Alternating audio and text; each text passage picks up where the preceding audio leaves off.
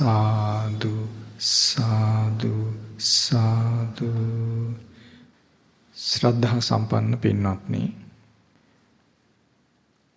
බුදුරජාණන් වහන්සේගේ ධර්මයේ පුරුදු කරන අප ධර්මයේ පුරුදු කිරීමෙන් ලබන්න තිබෙන සැබෑම ප්‍රතිලාභය ගැන, එහෙම නැත්නම් නිවැරදි දේ ධර්මයේ පුරුදු කිරීමෙන් උපදව ගන්නට තිබෙන දේ ගැන අපට නිවැරදි වැටහීමක් තියෙන්න ඕන.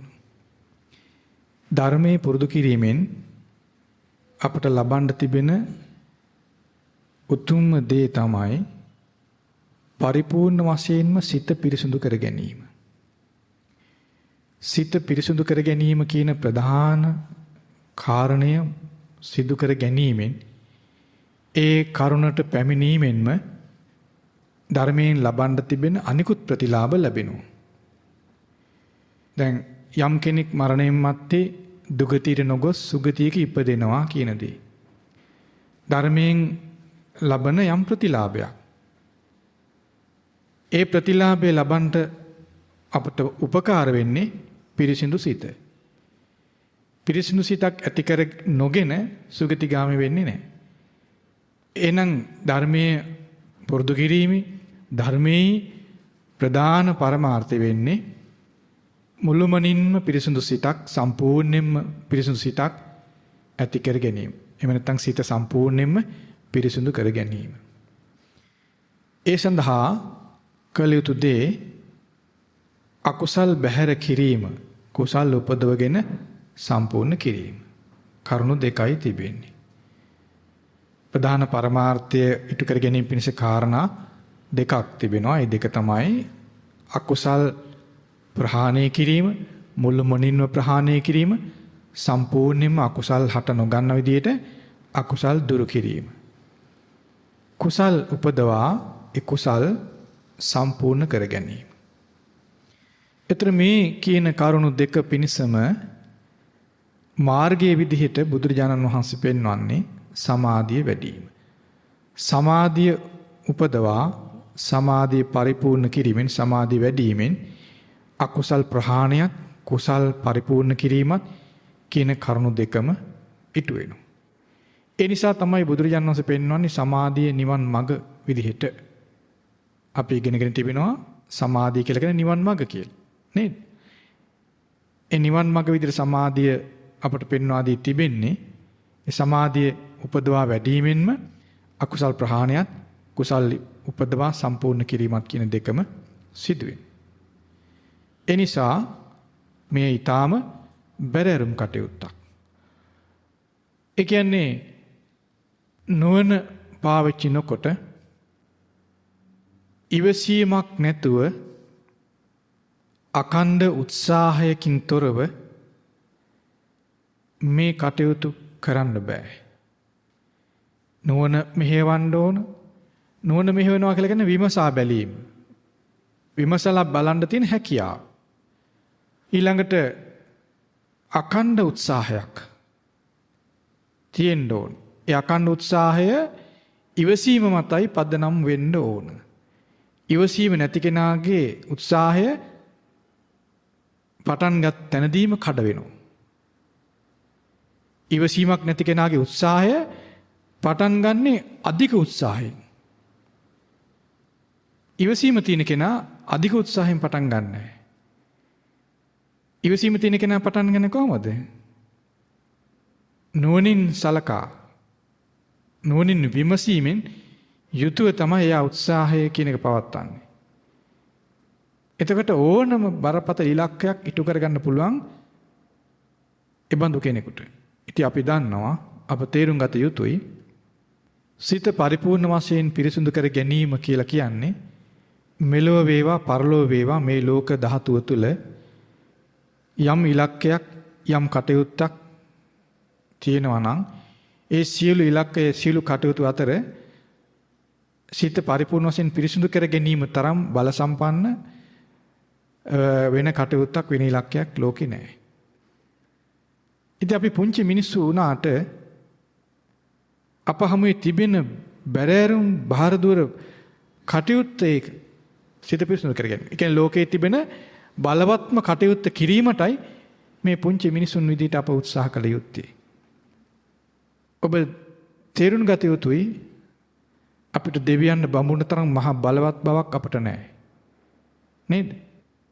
අදම වශයෙන් අප තේරුම් ගත යුතුයි බුදුරජාණන් වහන්සේ වැඩ සිටි කාලේ හිටි සෝතාපන්න ගිහි ශ්‍රාවකයෙකුට තියෙන බලයවත් අද ඉන්න අපට නැති බව අප තේරුම් ගත යුතුයි. ඊතරම බල සම්පන්න මිනිස්සු ඒ කාලේ හිටියා. ඒ බලය වුන්ට ඉබේ ලැබුණ ගන්න නෙමෙයි, ඔවුන්ගේ පුණ්‍ය ශක්තියත් එක්ක ලැබිලා තිබුණ දෙයක්. අපි දන්නවා බුදුරජාණන් වහන්සේ වදාළ ධර්මයේ ඉගෙන ගනිද්දී ඇතැම් ගිහි ශ්‍රාවක ශ්‍රාවිකාවන් තුළ තිබුණු චිත්ත බලය අසාමාන්‍ය දෙයක්. අසාමාන්‍ය චිත්ත බලයෙන් යුක්ත ශ්‍රාවක ශ්‍රාවිකාව කියන්නේ උපාසක උපාසිකාවන් එකල සිටියා. එතකොට ශ්‍රාවකින් අතර උපාසක උපාසිකාවන්ගේ ස්වභාවය එහෙමනම් භික්ෂු භික්ෂුණීන්ගේ ස්වභාවය ගැන කතා කරන්න දෙයක් නැහැ නේද? ඒ බල සම්පන්න ශ්‍රාවකීන්ගෙන් ආරම්භුණු නිසා තමයි මේ ශ්‍රාවක පරපුර තාම තියෙන්නේ. ගහක් හොඳ මුලකින් පටන් ගත්තොත් ඒ ගහට පැවැත්මක් තියෙනවනේ. ගහේ ආරම්භයේ දුර්වල මුලක් නම් ගහට පැවැත්මක් නැහැ නේද? ඒ නිසා අපේ ශාසනයේ ආරම්භක ශ්‍රාවක පරපුර අතිශය බලවත්, අතිශයින්ම බලවත්. අපට හිතන්න බෑ. තරම් බලවත් උපාසක උපාසිකාවන් එකල හිටියා. ඒ අයගේ මුඛ්‍ය පරමාර්ථය වුණේ කුමක්ද? ධර්මයේ පුරුදු කිරීමේ. පරිපූර්ණ වශයෙන් සිත පිරිසිදු කර ගැනීම. වෙන දෙයක් නෙවෙයි ඒගොල්ල කළේ. අපේ පරමාර්ථ විය යුත්තේ කුමක්ද? අපේ පරමාර්ථ විය යුත්තේ සිත පරිපූර්ණ පිරිසිදු දෙයක් බවට පත් කර ගැනීම පමණයි. ඒ පරමාර්ථය ඇති කර ගැනීමෙන්ම දුර්වල මනුෂ්‍යයා බලවතෙක් බවට පත් වෙයි. ඒ පරමාර්ථයට පැමිණීමෙන්ම ඒ ඉලක්කය ඇති කර ගැනීමෙන්ම දුර්වල මනුෂ්‍යයා බලවත් මිනිසෙක් බවට පත් වෙනවා. මොකද එයාගේ අපේක්ෂා බලවත්. මිනිසෙක් බලවතෙක් කරන්නේ අපේක්ෂා බලවත් වීමෙන්. මිනිසෙක් දුබලෙක් කරන්නේ අපේක්ෂා දුබල වීමෙන්. ඒ නිසා අපේ වර්තමානයේ වාසය කරන අපි දුබලයි කියලා අනවශ්‍ය විදියට හිතලා දුර්වල කරගන්න එපා. ඒ දුබල බව අපි තේරුම් ගත යුත්තේ එකලාය තරම් අපට ආයු වර්ණ සැප බල ප්‍රඥා මේ ආදී දේවල් එකලාය තරම් අපට නැති බව තේරුම් ගැනීම. නමුත් අප මේ කාලේ වෙන විට ධර්මයෙන් උපදවන්න තිබෙන මූලික ප්‍රධාන ඉලක්කය මෙයයි කියලා තේරුම් ගත්තොත් ඒක අපේ ප්‍රඥාව බවට පත් වෙනවා. යමක් ඇති දේ ඇති විදිහටම තේරුම් ගැනීම ප්‍රඥාවට අයිති දෙයක්.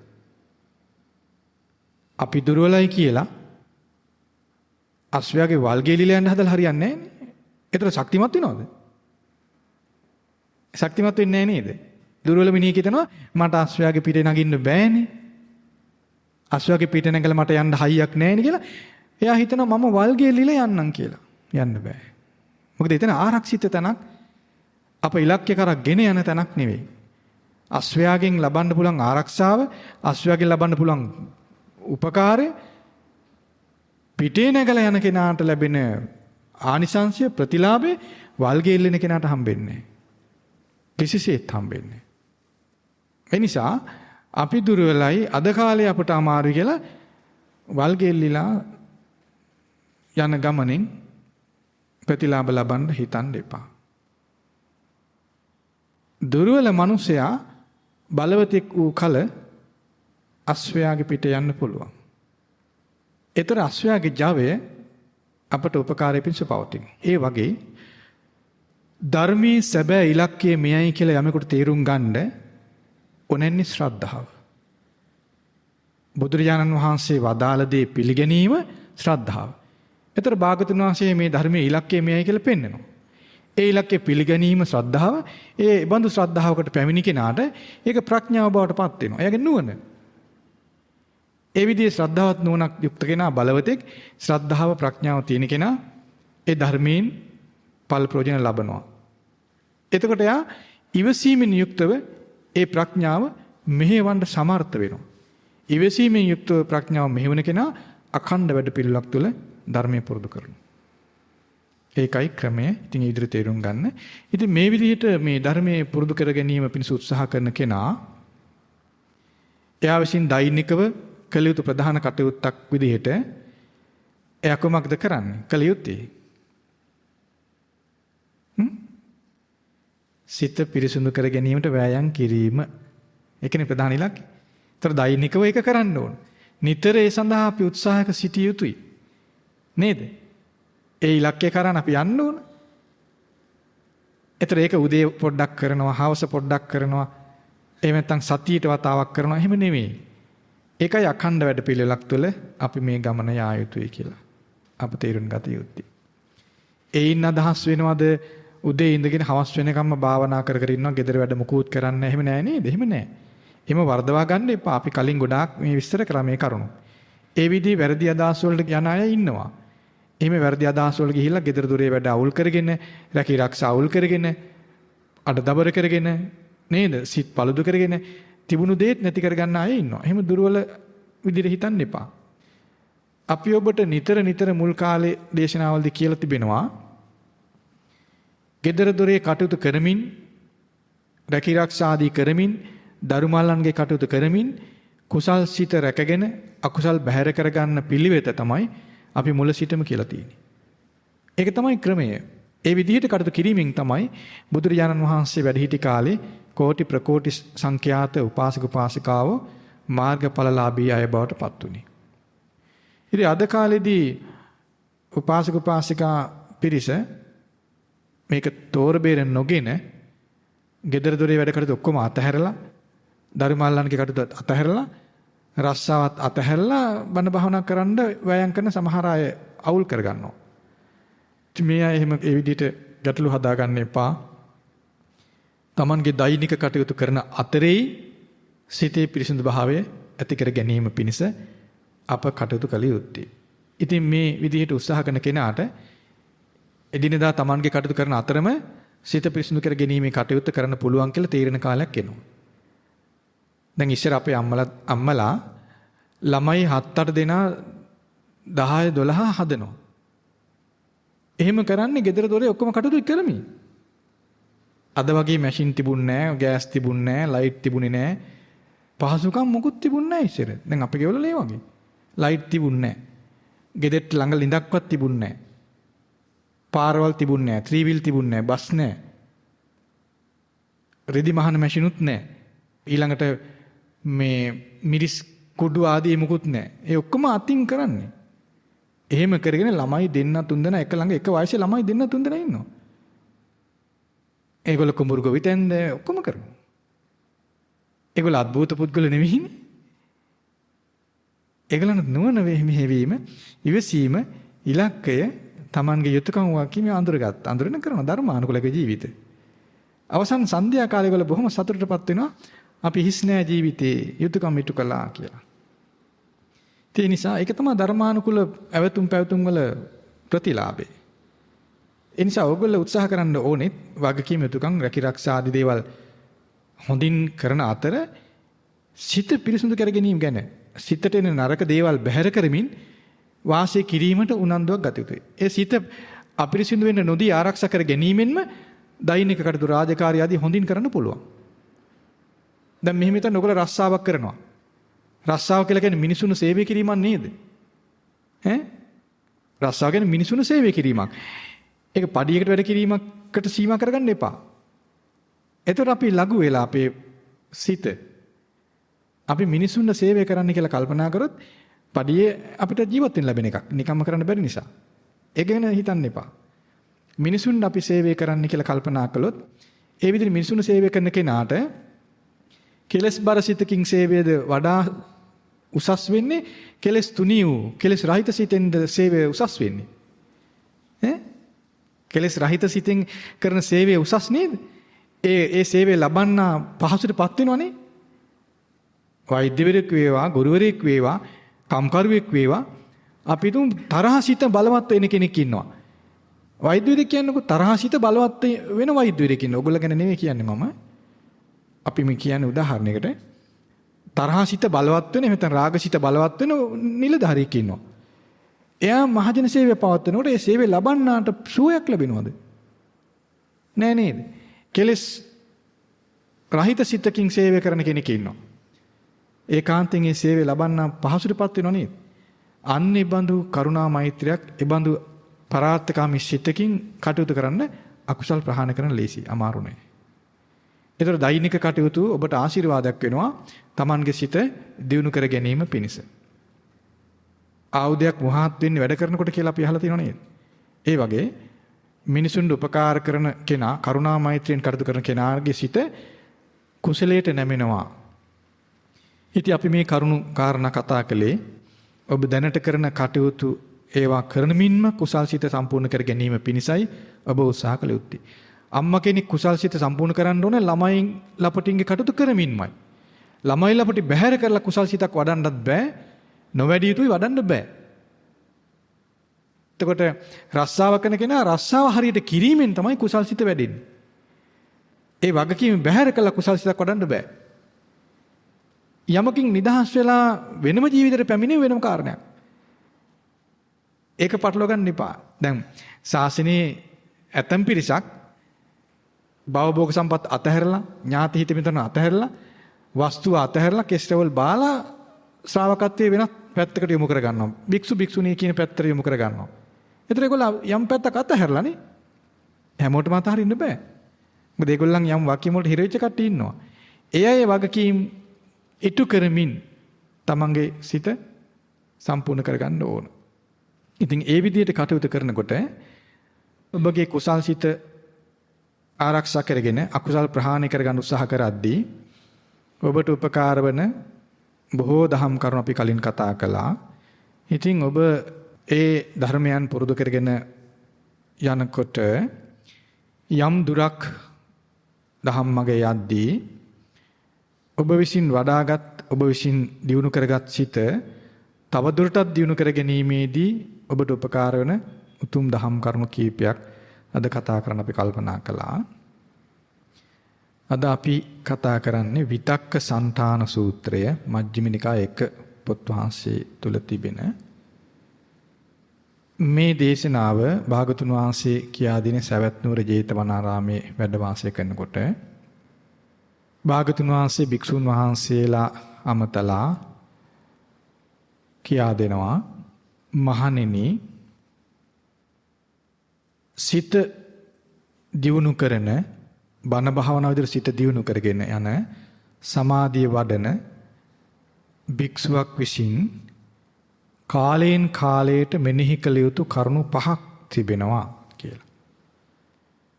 බණ භාවනා කරමින් සමාධිය දියුණු කරන භික්ෂුවක් විසින් කලින් කලට මෙනෙහි කළ යුතු කරුණු 5ක් ගැනයි බුදුරජාන් වහන්සේ මේ කියලා දෙන්නේ. භාගතුන් වහන්සේ පෙන්වා දෙනවා මහණෙනි යම් භික්ෂුවක් යම් අරමුණක් සිතේ ඇති කරගෙන ඒ යම් අරමුණක් සිතේ උපදවගෙන ඒ අරමුණ මෙනෙහි කරමින් ඉන්නකොට ඒ භික්ෂුවගේ සිතේ ලෝභ සහගත, ද්වේෂ සහගත, මෝහ සහගත අකුසල විතරක ඇති වුණොත් ඒ වෙලාවේදී ඒ භික්ෂුව විසින් ඒ යම් මෙනෙහි කරමින් හිටි අරමුණක් තියෙනවනේ. අන්නේ අරමුණ වෙනුවට වෙනත් කුසල් සහගත අරමුණක් උපදවගෙන මෙනෙහි කරන්න ඕන.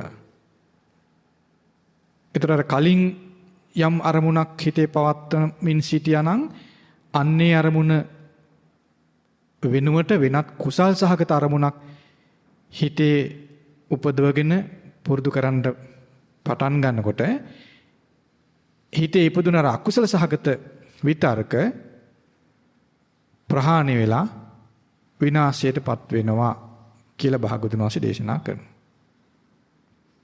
ඒක හරියට භාගතුන් වහන්සේ කියා දෙනවා යම් වඩු බාසුන්නේ කෙනෙක් හරි එයාගේ ගෝලෙක් හරි සියුම් ඇණයකින් රළු ඇණයක් ගලවලා අයින් කරනවා වගේ.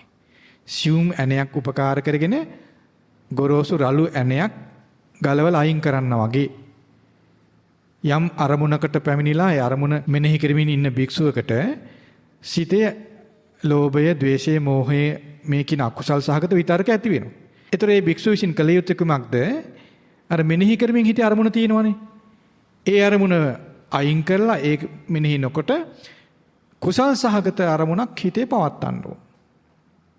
එතකොට අර අකුසල සහගත විතරක ප්‍රහාණය වෙලා ඒවා විනාශ වෙලා යන බව භාගතුන් වහන්සේ පෙන්වා දෙනවා. ඒතර අකුසල සහගත විතරක ප්‍රහාණය වීමෙන් සිත ආධ්‍යාත්මී පිහිටෙනවා.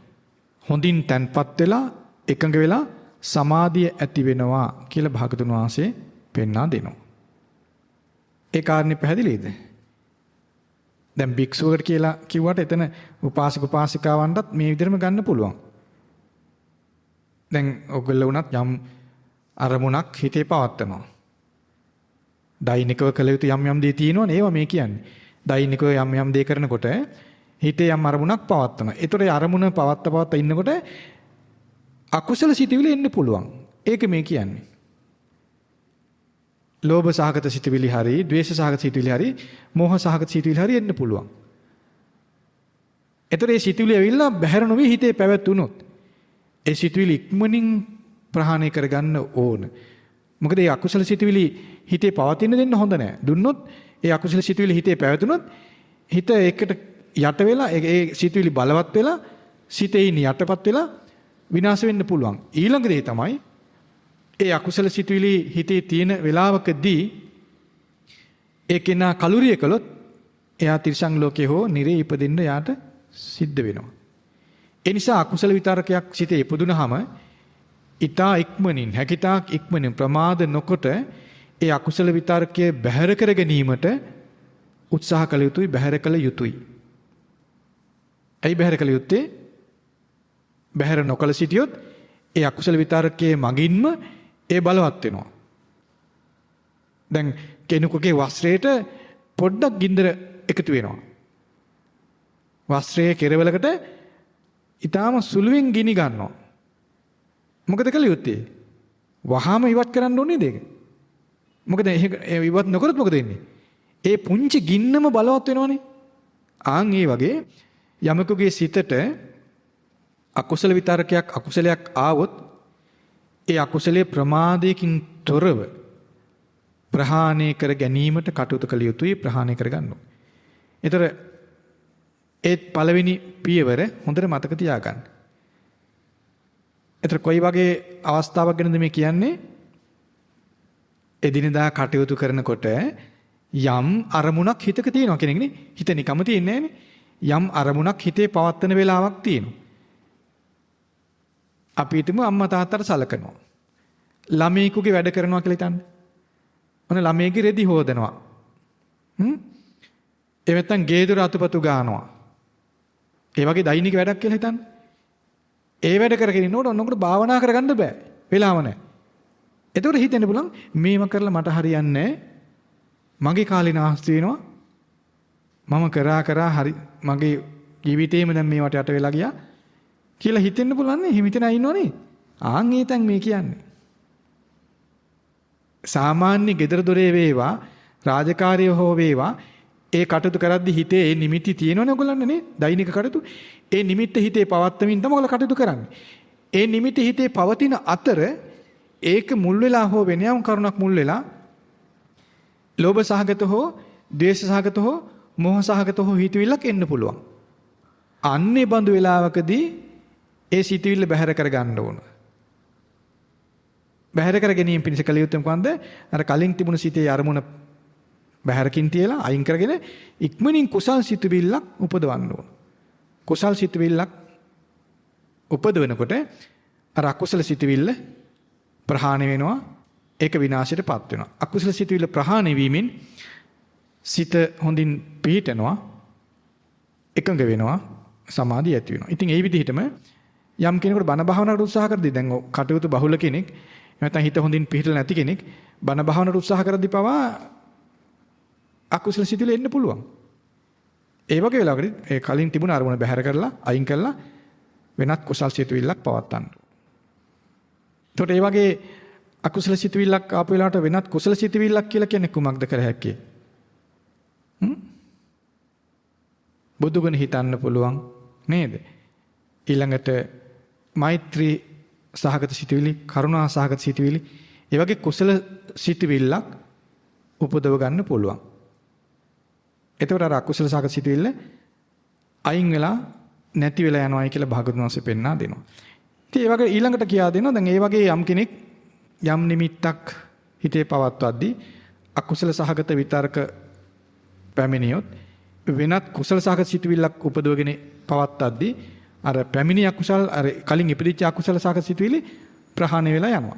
නමුත් එහෙම ප්‍රහාණය නොවුනොත් ඒ පළවෙනි උත්සාහයේදී අකුසල ප්‍රහාණය වෙලා යන්නේ නැහැ. එහෙම ප්‍රහාණය නොවුනොත් ඒ වගේ වෙලාවට භාගතුන් වහන්සේ කියා දෙනවා ඒ අකුසල සහගත සිතුවිලි වල ආදීනව සිහි කරන්න කියලා. කොහොමද සිහි කරන්නේ? මේ විතර්ක අකුසල්. දැන් ලෝභ, ද්වේෂ, මෝහ කියන ස්වභාවයේ සිතුවිලිනේ ඉපදෙන්නේ. ඒ සිතුවිලි ප්‍රහාණය වෙලා නොගියොත් කුසල් සිතක් උපදවපුවාම ඒ අකුසල් සිතුවිලි ප්‍රහාණය වෙලා යන්නේ නැත්තම් ඒ වගේ වෙලාවට කරන්න තියෙන කුමක්ද? ඒ අකුසල සහගත විතර්ක වල ආදීනව මෙනෙහි කරන්න ඕන. තේරුම් ගනිමින් මෙනෙහි කරන්න ඕන. කොහොමද මෙනෙහි කරන්නේ? මේ සිතුවිලි අකුසල් සහගත විතර්ක. මේ අකුසල් භයානකයි. මේවා ඊටාම භයානකයි. මේ අකුසල විතර්ක වලින් දුක් විපාක උපදවනවා කියලා මෙනෙහි කරන්න ඕන. අන්න එහෙම මේ අකුසල සහගත විතර්ක වල ආදීනව මෙනෙහි කරනකොට භාගතුන් වහන්සේ පෙන්වා දෙනවා අර ඒ හිතේ ඇතිවෙච්ච අකුසල විතර්ක ප්‍රහාණය වෙන්න පටන් ගන්නවා. ප්‍රහාණය වෙලා ඒවන් නැත්තර නැති වෙලා විනාශ වෙලා යනවාය කියලා භාගතුන් වහන්සේ පෙන්වා දෙනවා. භාගතුන් වහන්සේ ඒක මේ මගේ කියලා පෙන්නනවා යම් තරුණයෙක් හෝ තරුණියක් ලස්සනට ඉන්න කැමති කෙනෙක් ඉන්නවා. ඒ ළමයාගේ ශරීරයට නැත්නම් බෙල්ලට සර්පයෙක්ගේ මලකුණක් වැටෙනවා. එහෙම නැත්නම් සර්පයෙක්ගේ හරි වෙනත් මිනිස්සෙක්ගේ හරි මලකුණක් වැටෙනවා ඇඟට. ඒතර ඒ ලස්සනට ඉන්න කැමති කෙනා මොකද කරන්නේ? ඒ කියන්නේ ආසාවක් ඇති කරගන්නේ නැහනේ.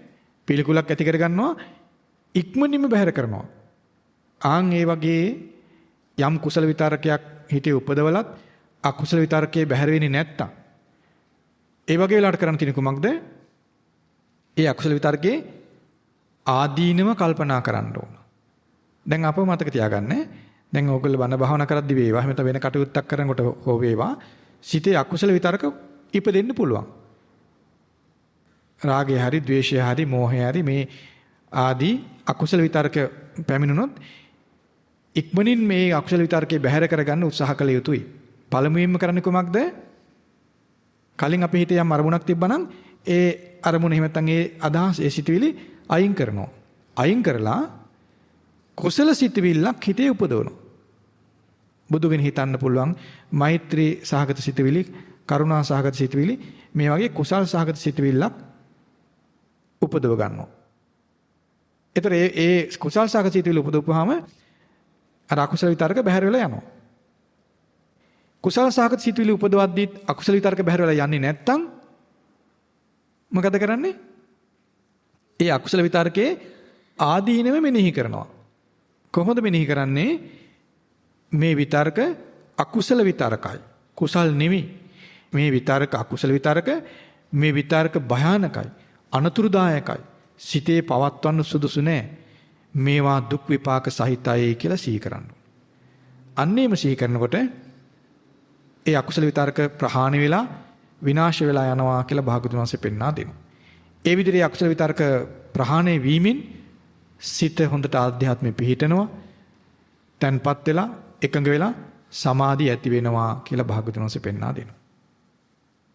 එතකොට බලන්න එතන කොහොමද කියා දෙන්නේ? අර සර්පකුණක් හරි මලකුණක් හරි පිරිසිදුව ලස්සනට ඉන්න ඕන කෙනෙකුගේ ඇඟට වැටුනොත් එහෙම එයා පුංචි වෙලාවකවත් ඒක පවත්වන්න හිතන්නේ නැහනේ. ඉක්මනින්ම බහැර කිරීම පිණිස පිළිකුලක් ඇති කර ගන්නවා. අකමැත්තක් ඇති කර ගන්නවා.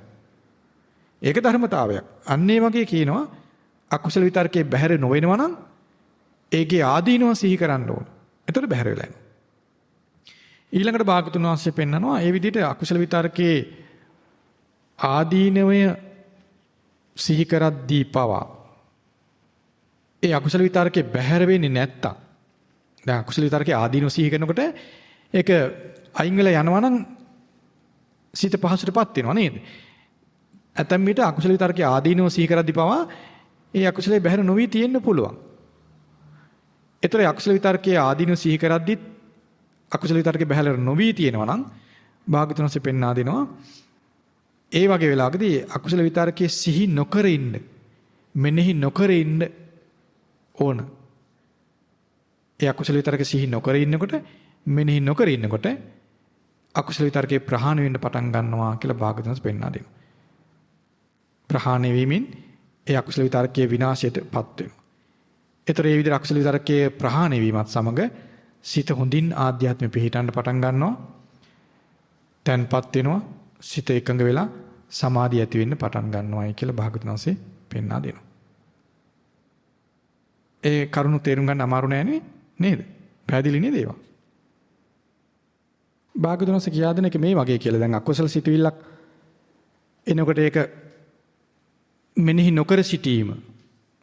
ඒ කියන්නේ සිහි නොකර සිටීම යම් කෙනෙක් අප්‍රිය අකමැති රූපයක් තියෙනවා. දකින්න අකමැති. එයාගේ ඇස් සමුටේ රූපේනකොට එයා නොබලා ඉන්න. නැත්නම් අනිත් පැත්ත බලා ගන්නවා. ආන් ඒ වගේ කියනවා.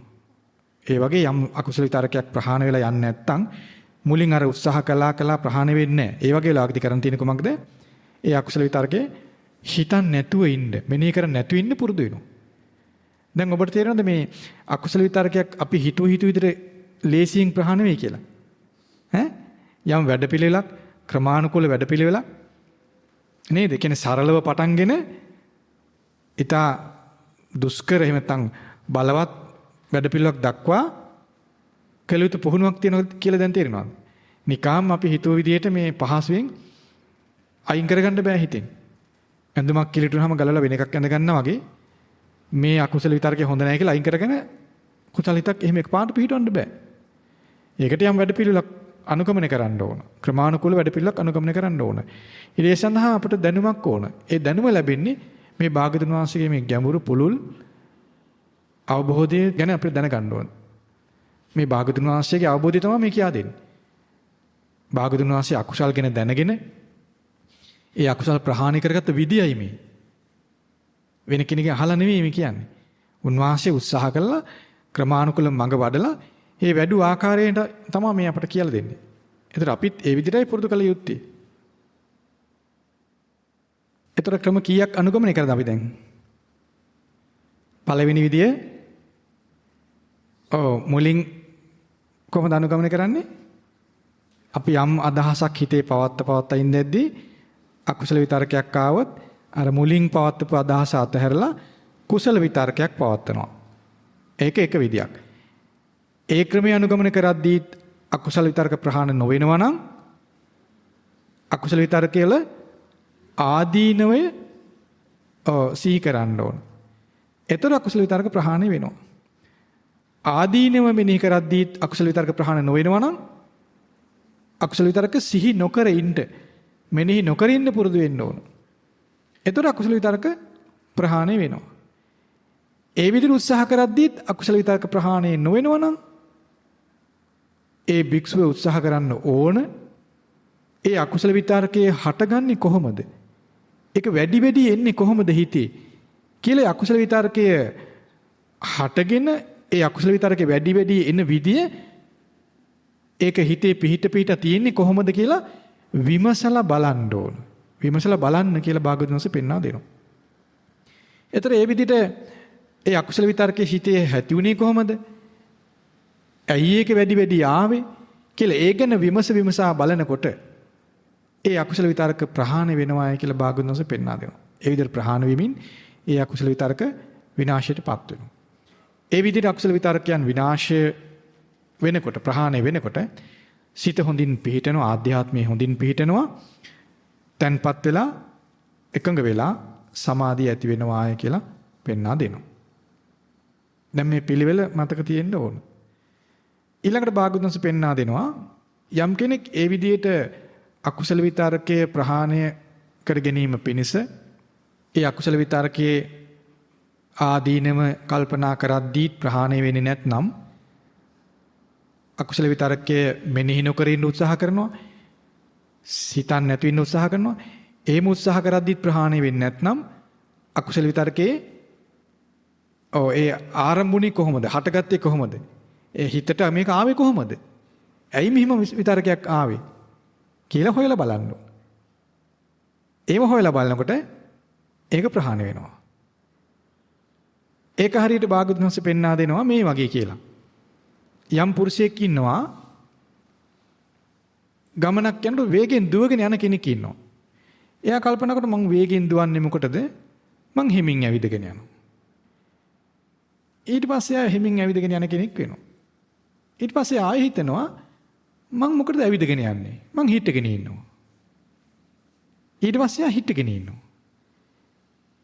ඊළඟට එයා හිතනවා මං හිටගෙන ඉන්නේ මොකටද? මං ඉඳ ගන්නවා. ඊට පස්සේ එයා ඉඳගෙන ඉන්නවා. ඊට පස්සේ එයා හිතනවා මම ඉඳගෙන ඉන්නේ මොකටද? මං හාන්සි වෙලා ඉන්නවා.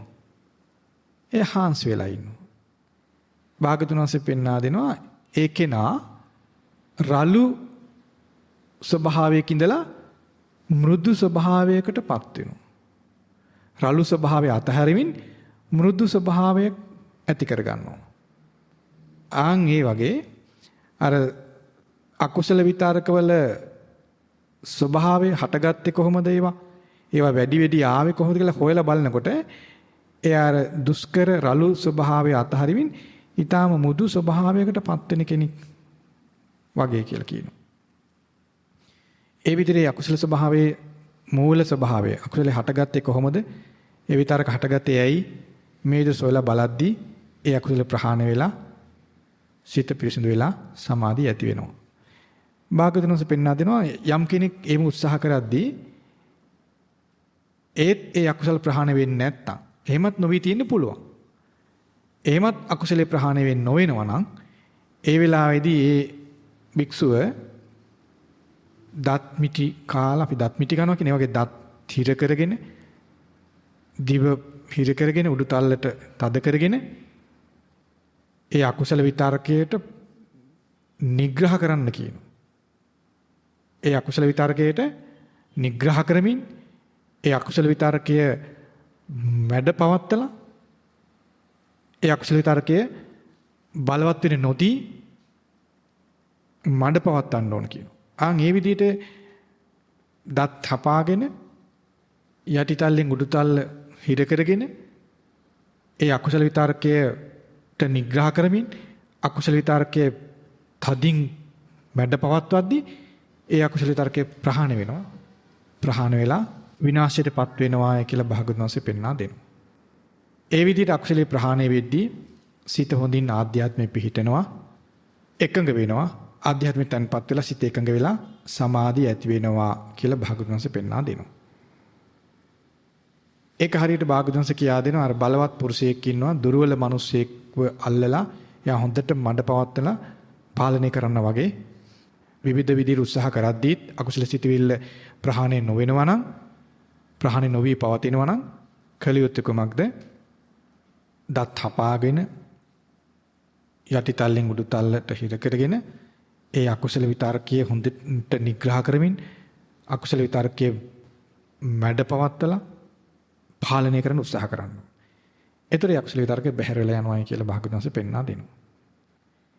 එතකොට මේ පියවර කීපය සිත පිරිසිදු කර ගැනීමට උත්සාහ කරන ශ්‍රාවකයා මේ ධර්මයේ පුරුදු කරන ක්‍රමවේදය ගැන දැනුමක් තියෙන්න ඕන.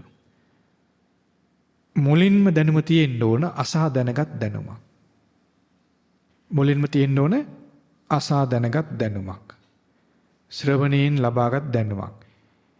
ඒ දැනුම යලි යලි ශ්‍රවණය කිරීමෙන් ලබාගත යුතුයි. යලි යලි ශ්‍රවණය කිරීමෙන් මේ හොඳින් තේරුම් ගත යුතුයි. එක වතාවක් අහලා අමතක කිරීම නෙවෙයි. දෙවතාවක් අහලත් අමතක කිරීම නෙවෙයි. දැන් ඉතින් මට පුළුවනි කියලා. යලි යලි ශ්‍රවණය කිරීමෙන් මේ හොඳින් තේරුම් ගත යුතු ධර්මයක්. සමහර අවියාවුද තියෙනවා බොහෝ කලක් පුහුණු විය යුතුයි. මක් නිසාද? ඒ ආයුධය භාවිත කළ යුත්තේ සුළු කලකටයි.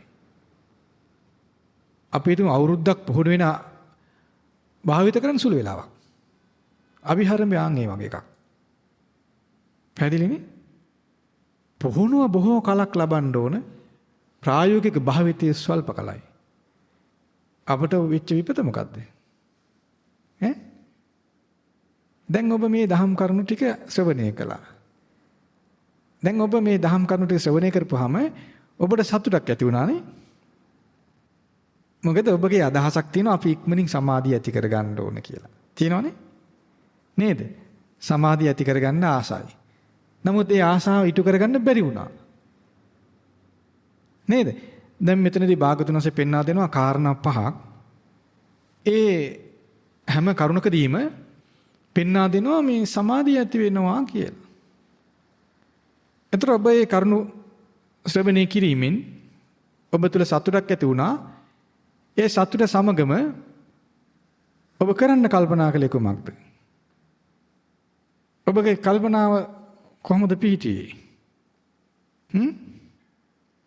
අපි මෙච්චර කාලයක් උත්සාහ කරා සමාධිය ඇති කරන්න බැරි වුණා. දැන් ඇති කරගන්න පුළුවන්.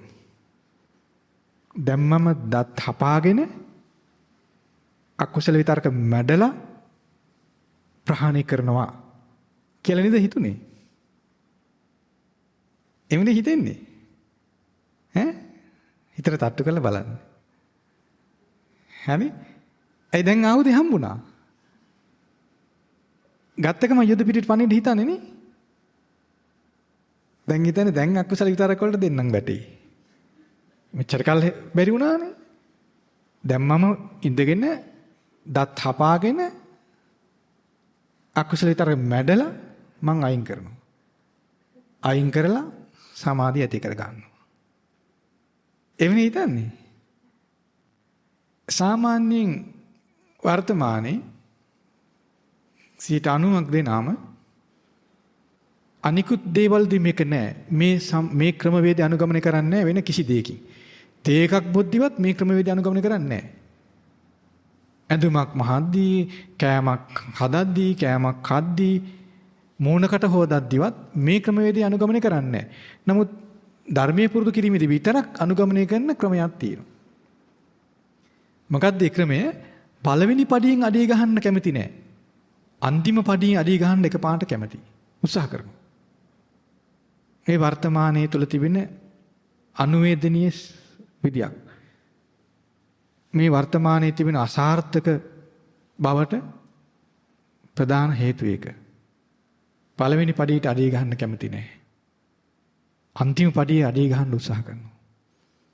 කවදාවත් කාටවත් කිසි කලක කරන්න බැරි දෙයක්. භාගතුන් වහන්සේ පෙන්වා දෙනවා මේ ධර්මයේ එක පාරට බලවත් දෙයක් උපදවන්න කියලා දෙන දෙයක් නෙමෙයි. භාගතුන් වහන්සේ පෙන්වන අරහත්ත්වයේ එක පාරට පනවන්නේ නැහැ. අරහත්ත්වේ කරා යන වැඩපිළිවෙල ක්‍රමානුකූල වැඩපිළිවෙලකින් යුක්තයි. අනුක්‍රමයෙන් පුරුදු කළ යුතු දෙයක්. නමුත් මේ මාර්ගය මෙයයි කියලා මාර්ගයට පැමිණීම ප්‍රමාද නොවි කළ යුතුයි. මාර්ගයේ මෙයයි කියලා පිළිගැනීම තුල තමයි මාර්ගයට ප්‍රමාද නොවි පැමිණෙන්න තියෙන්නේ. මාර්ගයේ මෙයයි කියලා නොගෙන මාර්ගයේ වර්ධව පිළිගන්න කෙනා වේගෙන් එන්න උත්සාහ කරන්නේ මාර්ගය නෙවෙයි මාර්ගයේ අවසානයේට. මාර්ගයේ කෙරවලට පැමිණෙන්න උත්සාහ කරනවා. මාර්ගයේ ආරම්භයට එන්න කැමති නෑ. නමුත් සාමාන්‍ය බාහිර කටයුතු කියන්නේ ධර්මයෙන් බැහැර කරන හැම එකක්ම අයන් නිදන් කරනවා. අයන් නිදන් කරගෙන තමයි යන්නේ. ධර්මයේ පුරුදු කරන දේ විතරක් එහෙම කරන්න පෙළඹෙන්නේ නැහැ බොහෝ දෙනා. ඒකයි මේ සාර්ථක ප්‍රතිඵල නොලබන්න හේතුව. ඒ නිසා මේ දේශනාව විශේෂයෙන් හොඳට මතක තියාගන්න. මේක අර පුංචි ළමයෙකුට ආයුධයක් ලැබුණාම ආයුධය අරන් පොඩි ළමයා යුද පිටට යනවා වගේ බෑ. ඒ නිසා මේ දේශනාවේ තියෙන දහම් කරුණු ඔබගේ ප්‍රීති ප්‍රමෝදය පිණිස, මතු ආරක්ෂාව පිණිස, ධර්මයේ ගැන මහත් වූ විශ්වාසය පිණිස ඉදිරියේදී පුහුණු කළ යුතු ධර්මයක් විදිහට ඔබ දරාගෙන තිබිය යුතු දහම් කරුණු. පැහැදිලිද? දැන් අපි මේ ධර්මයන් අපි තේරුම් අරගෙන අපි සතුරු සිතින් මේ ධර්මයන් අපි මතකේ තියෙන්න ඕන. අපිට අනාගතයේ මාර්ගයේ හොඳින් පිරිසුදු කරගන්න සුදුසු ධර්මයන් මෙතන තියෙනවා. ඒතර බය නැහැ අපිට නේ. අපි මේ ධර්මයන් පුහුණු කිරීමෙන් පෙර දැන් මේ ධර්ම කාරණා තුළ පෙන්වා දෙන පළමු පියවර කුමක්ද? යම් භික්ෂුවක් ඉන්නවා. ඒ භික්ෂුව යම් අරමුණකට පැමිණ යම් අරමුණක් මෙනෙහි කරමින් ඉන්නවා. ඒ විදිහට ඒ අරමුණක් මෙනෙහි කරමින් ඉන්න භික්ෂුවගේ සිතේ ලෝභ සහගත, ද්වේෂ සහගත, මෝහ සහගත අකුසල විතරක හටගත්තොත් අන්නේ භික්ෂුව විසින් අර කලින් හිතේ පවත්වපු අරමුණ වෙනුවට කුසල් සහගත සිතක් උපදවන්න ඕන. එසේ කුසල් සහගත සිත උපදවාගෙන වාසය කරද්දී අර අකුසල සහගත සිතුවිලි ප්‍රහාණය වෙලා විනාශ වෙලා යනවා කියලායි භාගතුන් වහන්සේ පෙන්නනා දෙන්නේ. පැහැදිලිද? එතන අපි යම් අරමුණක් පවත්වනකොට අකුසල සහගත සිතුවිලි ආවොත් නේ අපි ඒක බැහැර ගන්න කුසල් සහගත සිතුවිල්ලක් උපදවන්න ඕන. එතකොට අපට ඒ වෙනකොට අපට හොඳ වැටහීමක්, ලොකු වැටහීමක් තියෙන්න ඕන නේද? මේ අකුසල්, මේ කුසල්, මේ විතරක අකුසල විතරක, මේ විතරක කුසල විතරක කියන වැටහීම අප තුළ තිබිය යුතුයි නේද? තියෙන්න ඕනේ නේද? එහෙම නොතිබෙන කෙනෙකුට පුළුවන් ද මේ ධර්මය පුරුදු කරන්න? බෑ නේද? ඒතර ඒ මොකද්ද තියෙන්නේ අපි වැටහීම? මේවා කුසල සිතුවිලි, මේවා කුසල සිතුවිලි. නැත්නම් මේ අකුසල විතරක, මේ කුසල විතරක කියලා අපට අප තුල වූ වැටහීමක්. අපේ සිතේම හටගන්නා වූ විතරක ගැන වැටහීමක් අපිට තියෙන්න ඕනේ නේද? තෝර බේර ගැනීම නුවණ. ඊළඟ දේ තමයි අකුසල විතරකේ බැහැර කිරීම පිණිස අප කුසල විතරකයක් පිහිටවන්න ඕනේ නේ. එහෙනම් අපිට කුසල විතරක පිහිටවලා පුරුද්දක්, පළපුරුද්දක් තියෙන්නත් ඕන නේ. එතකොට ඔබට තේරෙනවද මේ ධර්මයේ ආරම්භක පියවරට පැමිණීමේදී යම් පුහුණුවක් තිබිය යුතුයි කියලා. එක පාට ආධුනික කෙනෙකුට ආරම්භක පියවරටත් එන්න බෑ නේද?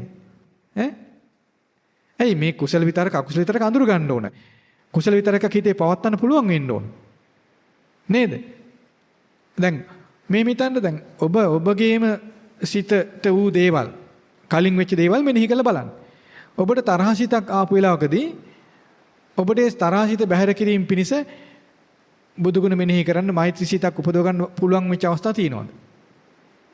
එනතන් රාගසිතක් ආපු වෙලාවකදී හරි ඒ වගේ අකුසල සිතක් ආපු වෙලාවකදී ඒ වෙලාවේදී බුදුගුණ මෙනෙහි කරමින් භාගතුන් වහන්සේ ගැන සිතමින් ධර්මයේ මෙනෙහි කරමින් එහෙම නැත්නම් සංඝ ගුණ සිහි කරමින් ඒ වගේ කුසල් සිතක් උපදව ගන්න ඔබට පුළුවන්කම තිබුණාද කියලා බලන්න.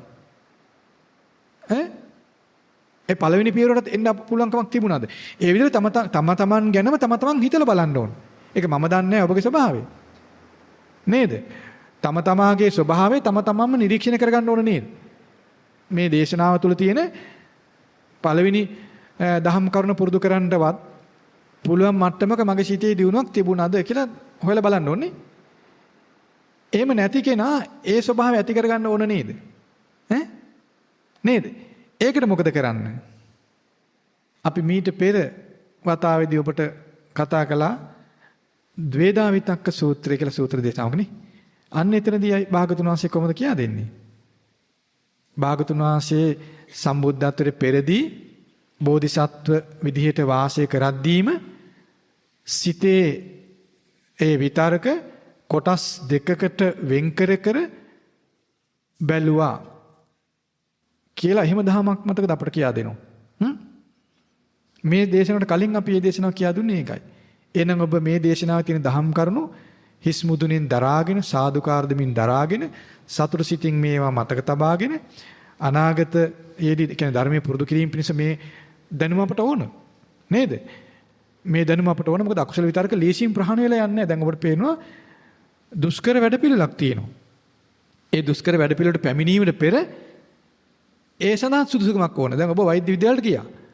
ඔබ වෛද්‍ය විද්‍යාලයට යන්න පෙර ඔබ යම් සුදුසුකමක් ලැබුණානේ. නිකම්ම ළමයෙක් ගිහින් තිබ්බද වෛද්‍ය විද්‍යාලේ? දැන් ඔබ දොස්තර වෙන්න කියලා. ලොකු පුහුණුවකින් සුදුසුකමක් සහිතව නේද ඔබ ගියේ? නිකන් ගියාද? නෑ නේද? එහෙම වෙනවද ලෝකේ? ඒක කරගන්න පුළුවන්ද එහෙම? වෙන විශේෂයකටත් එහෙම තමයි නේද? ඉතින් අපි මේ සමාධියක් ඇති කරගන්න උත්සාහ කරන අය විදිහට ඊට සුදුසු පදනමක් නැතුව අපි ගන්න උත්සාහය තුළ ඇති වෙන අසාර්ථකත්වය අපේ දුර්වලකමක් මිස ධර්මයේ දුර්වලකමක් නෙවෙයි නේද? නමුත් ධර්මයේ නිසි පරිදි අපි පුරුදු කරන් ගියොත්, ආයන්නේ ඉඳන් පුරුදු කළොත්, පළමු පියවරේ ඉඳන් අපි පුරුදු කරගෙන ගියොත් අපි සාර්ථකයි බවට පත් වෙන්නේ නැද්ද? වෙනව නේද? ඒ නිසා ඔබට ඒ විදිහේ සද්ධාාවක්, සදහසිතක්, ධර්මයේ ගැන මනා වැටහීමක් ඔබට තිබිය යුතුයි. ඒ බඳු වැටහීමක් තියෙන කෙනා සතුරු සිතින් වාසය කරනවා.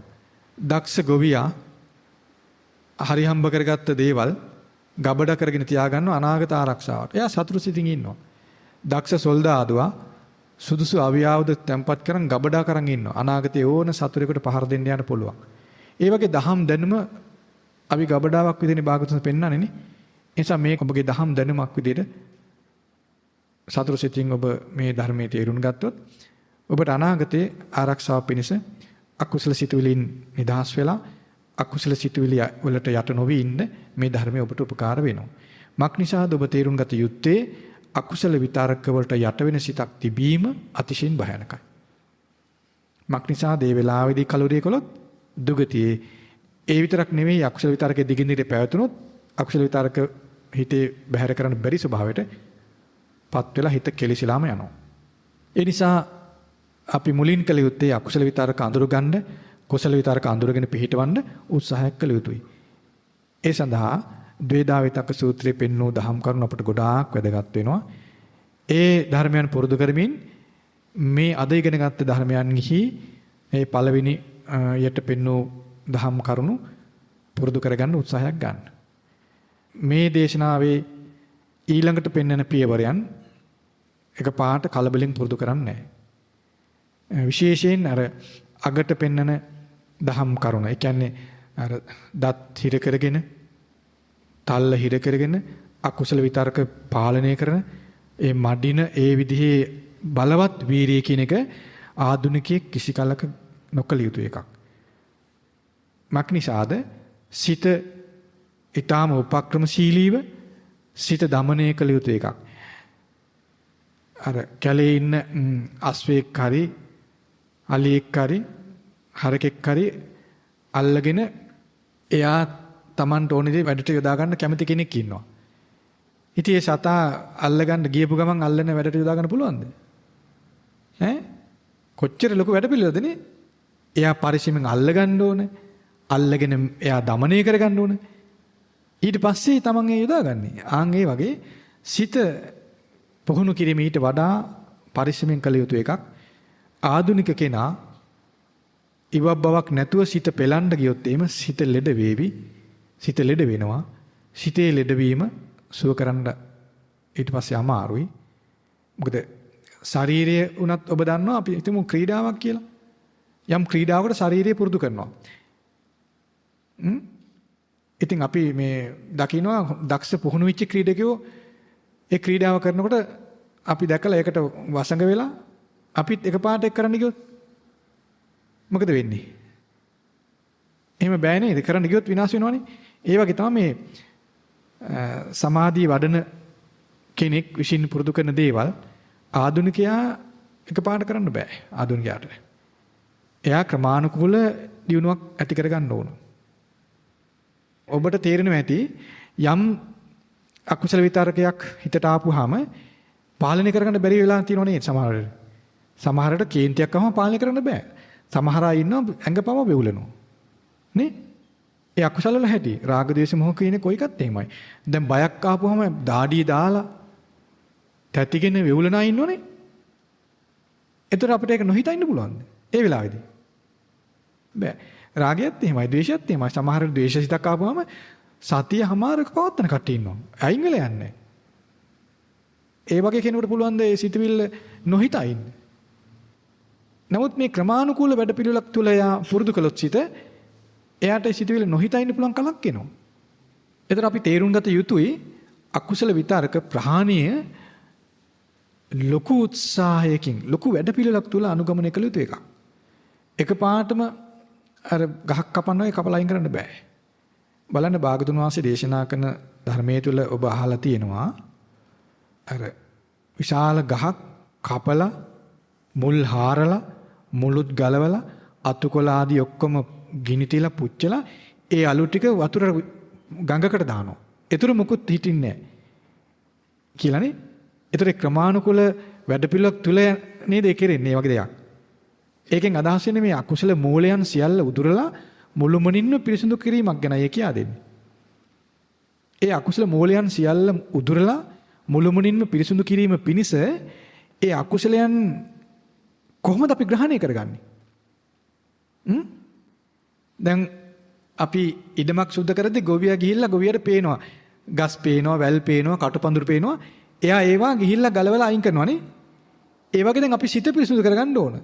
සිත පිරිසිදු කරගන්න සිතේ තියෙන රාග ද්වේෂ මොහ දුරු කරන්න ඕනේ. ඒවා අපි අල්ලගන්නේ කොහොමද? පැහැදිලිද මං කියන එක? ඒ පළවෙනි විදිහ තමයි අකුසල විතර්ක විදිහට ඒවා තේරුම් ගන්න ඕන. මේ රාග සහිත විතර්කයක්, මේ ද්වේෂ සහිත විතර්කයක්, මේ මෝහ සහිත විතර්කයක්. මේ විදිහට ඒ සිතේ අකුසල අයින් කරන්න මූලික වශයෙන් විතර්ක විදිහට තේරුම් ගන්න ඕන. ඒ විතර්ක විදිහට තේරුම් ගන්න ඒ විතර්ක බැහැර කරන්න සුදුසු වැඩ පිළිවෙල අනුගමනය කරන්න ඕන. ඒ තමයි පළවෙනි විදිය. ඒතර ඒක මේ සරල දෙයක් නෙවෙයි. කලබල වෙලා කරන්න පුළුවන් දෙයක් නෙවෙයි. ඒතර විතර්කය අයින් කරන්නත් අපිට හිතු විදිහට අයින් කරන්න බෑ. ක්‍රමානුකූල විතර්ක දුර්වල කරලා, පාලනය කරලා ඒ සිතට අපිව යට වෙන්න නොදී අපි පරිස්සමින් එක් කරන්න ඕන. දැන් අකුසල විතර්කයක් ආපුවාම ඒ අකුසල විතර්කේ බලවත් වෙද්දී කෙනෙකුට කොච්චර පීඩාවක්ද කියලා ඒ කෙනා දන්නවනේ. විශාල පීඩාවක් මුකුත් කරගන්න බෑ. සමහර අකුසල විතර්කයක් ආපුවාම සාමාන්‍ය දෛනික කටයුතු කිසි දෙයක් කරගන්න බෑ. කන්න බොන්නවත් බෑ, නිදා ගන්නවත් බෑ නේද? ඈ? ඒ වගේ ස්වභාවයක් අකුසල විතර්ක වල තියෙන්නේ. ඒතකොට ඒ වගේ අපව මුළුමනින් යට කරන ස්වභාවයේ අකුසල විතර්ක ඉපදෙන ස්වභාවයක් තියෙනකොට අපට ඒ විතර්ක එකපාරට අයින් කරන්න බෑ.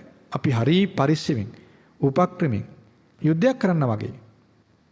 සතුරා දිනන්න හරි පරිස්සමෙන් ඕන සැලසුම් සහගතව ඒ කටයුතු කරන්නනේ. ඒ වගේ අපි භාගතුන් වහන්සේ පෙන්වන මේ සැලස්ම, භාගතුන් වහන්සේ පෙන්වන මේ මඟ පිළිවෙල ක්‍රමානුකූලව අනුගමනය කළොත් ක්‍රමානුකූල සතුරා මෙල්ල වෙනවා. ඒ අකුසල විතර්ක මෙල්ල වෙනවා. එතන අපිට මේවා පාලනය කරලා අයින් කරන්න පුළුවන් කලක් එනවා. ඉතින් මේ විදිහට මේ මාර්ගයේ සෑහෙන දුරක් යනකොට අකුසල විතර්කයක් ආවොත් අපට ඒක නොහිතා ඉන්න පුළුවන් විදිහේ පුහුණුවක් ඇති වෙන කලක් එනවා. එතෙක් අපි හිතුවට බෑ. හිතන්නවත් බෑ. මුලින් අපි තේරුම් ගන්න ඕනේ, උත්සාහ කරන්න ඕනේ මේක අකුසලයක්. මේක භයානකයි. මේක දුක් සහිතයි. මේ වගේ අපි තේරුම් අරගෙන ඒ අකුසල විතරකයේ වෙන් කළ අඳුර ගන්න අපි මුලින් උත්සාහ කරන්න ඕනේ. ආන්ගේ පුහුණුව තියෙන කෙනාට තමයි අකුසල විතරකයක් ආපුවාම කුසල විතරකයක් පිහිටවන්න පුළුවන්. දැන් තරහක් ආපු කෙනාට එහෙම නැත්නම් රාගසිතකින් යට වුණ කෙනාට ඒක බැහැර කරගන්න බුදුගුණවත් හිතන්න පුළුවන්කම තියෙන්න ඕන නේද? දැන් ඔබට හොඳට තේරෙනවා ඇති ඒ බලවත් විදිහට අකුසලයක් ආපු වෙලාවට සමහරවිට බුදුගුණ මෙනෙහි කරනව තේරෙන්නේ නැහැ. බෑ. අමතක කියලා යනවා. සමහරු කියනවා අපිට මේ හිතන්න බෑ කියලා කියනවා. මොකද ඒක අර අකුසලයේ ස්වභාවයක්. එහෙනම් අපි ක්‍රමානුකූල අකුසල විතරක පාලනය කරලා ඒ සඳහා දීර්ඝ වැඩ පිළිවෙලක් අපි දන්නවා කලින් නේද? ඉන්ද්‍රිය සංවර කරගන්න ඕන, සිල්පද ආරක්ෂා කරගන්න ඕන. ඒ වගේ ගොඩක් තියෙනවානේ මුලින් කළ යුතු දේවල්. ඒවා අපි ඉගෙන ගත්තානේ. ඒ වගේ ලොකු වැඩ පිළිවෙලක් තුල අපි එන්නේ. ඒ විදිහට එද්දී ඉනි කායනුපස්සනාව පුරුදු කරමින් නේද? දැන් අපි කලක් තිස්සේ අසුභ භාවනාව වගේ දේ භාවනාවන් පුරුදු වෙනවනේ. ඒ වගේ භාවනාවන් පුරුදු වෙමින් අපි හිමින් හිත ගැන හොඳ සෝදිසියෙන් ඉන්න ඕනේ. එතකොටයි අපිට කුසල අකුසල් වෙන් කරගන්න පුළුවන් කලක් එනවා. ආන් ඒ වගේ පරිස්සමෙන් ක්‍රමානුකූලව මේ සිතේ තියෙන අකුසල ස්වභාවයන් දැකලා ඒව මෙල්ල කරගෙන පාලනය කරගෙන ඒව බැහැර කරගන්න ඕන. යුද්ධ පිටේට යන සොල්දාදුවා සතුරා නැසීමේදී සතුරා පරාජය කිරීමේදී සතුරා අතින් තමාට වෙන හානි අඳුර ගන්න ඕන. හානි නොවි සතුරා පරාජය කළ යුත්තේ. අදක්ෂ කෙනා ගිය ගමන් සතුරට කොටු වෙනවා. අදක්ෂ සොල්දාදුවා ගිය ගමන්ම සතුරට කොටු වෙනවා. ඒ නිසා ඔබ ඒ වගේ අදක්ෂ සොල්දාදුවෙක් වගේ අකුසල විතරක එහෙම අකුසල සහගත ස්වභාවයන්ගෙන් අකුසලයන් බැහැර කරන්න උත්සාහ කරනකොට දැන් ඉතින් මම මේව අයින් කරන්නම් කියලා එකපාරට උත්සාහ කරොත් ඒ අකුසල විතරක බලවත් වීමෙන් සිත බලවත් විදිහට හානි වෙන්න පුළුවන්. ඒ නිසා තමයි ක්‍රමානුකූල පරිශ්‍රමෙන් ඒ අකුසල අඳුරගෙන ඒවා පාලනය කරන්න පුරුදු වෙන්න ඕනේ. තිබාගතුන් වහන්සේ පෙන්වා දෙන මේ පෙන්වා දෙන විදිහට යම් කෙනෙක් ක්‍රමානුකූල අකුසල විතරක පාලනය කරොත් යම් කලකදී ඒ භික්ෂුවට විතරක තමාගේ වසඟයට ගන්න පුළුවන් කලක් එනවා කියලා කියනවා. ඒක තමයි දක්ෂ භාවය. ඉතින් අපිට ආරම්භයේදී ඒක කරන්න බෑ. විතරක තමන්ගේ වසඟයට ගන්න පුළුවන් නම් තමයි අර අන්තිමට තියෙන බලවත් කටයුත්ත කරන්න පුළුවන්. දැන් බලවත් පුද්ගලයා දුර්වල පුද්ගලයෙක්ව අල්ලලා පාලනය කරනවා, මැඩ පවත්වනවා. ඒතරේ පුද්ගලයා අල්ලගන්න පුළුවන් වෙන්න ඕනේ නේද? ඉතින් අකුසල විතරකයේ විසින් අපෝ යට කරලා දානවා නම් ඒ විතරකයේද බලවත් අපිද? විතරකේ බලවත් නේද? එහෙනම් විතරකේ ක්‍රමානුකූල දුර්වල කරන්න ඕන. ඒ විතරක ක්‍රමානුකූල දුර්වල කිරීමෙන් යම් කලකදී අපට පුළුවන් වෙනවා අකුසල විතරකයේ පාලනය කරන්න. එතකොට ක්‍රමක්‍රමයෙන් මේ විතරක බැහැර වෙලා යනවා. ඉතින් එසේ බැහැර නොවෙනවා නම් ඒ විතරකයට වඩා අපේ කුසල්සිත බලවත් වෙනවා. ඒ කුසල්සිතෙන් පුළුවන් අර විදිහට අකුසල්සිතට නිග්‍රහ කරලා මර්ධනය කරන්න පුළුවන් කාලයක් එනවා. ඒක පුහුණුවේ ගොඩාක් ඉහළට යහම බලවත් ස්වභාවයක්. ඉතින් බලවත් කෙනෙක් විසින් කරන දේ ආධුනිකයා ආරම්භයේදීම නොකළ යුතුයි. ඒ නිසා ඔයගොල්ලෝ කවුරුත් අකුසල විතරකයක් ආපුවම එක පාට දත් හපාගෙන උඩු තල්ලට යටි තල්ල හිර කරගෙන ඒ කළ යුතු ඒ බලවත් වීරිය ආරම්භයේදීම ඒ බඳු වීරියක් ඇති කරන්න එපා.